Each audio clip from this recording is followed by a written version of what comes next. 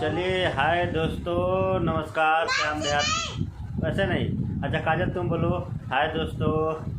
हाय दोस्तों, श्याम देहाती लाइव में आपका स्वागत है। आपका स्वागत है। ये मेरे डैडी का चैनल है। मैं बोलूं, मेरे डैडी का चैनल है। इसको इसको और बोलो क्या करना है।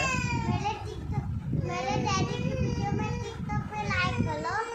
चैनल को सब्सक्राइब करो भी बोल दो। मेरे डैडी को सब्सक्राइब करो। हाँ, इधर आ बेटा, इधर आ।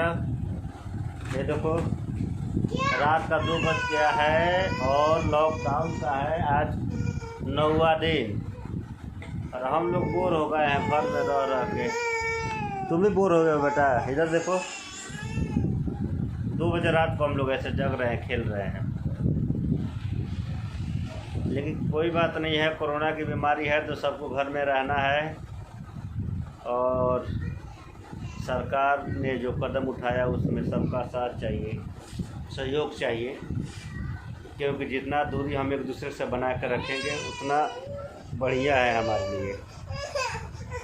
तो आज 9वां दिन। तुम क्यों रो रहे हो? 2 बज गया, तुम पर नहीं आ रहा है। तो आप सबसे आग्रह है आप भी घर में रहें, सुरक्षित रहें।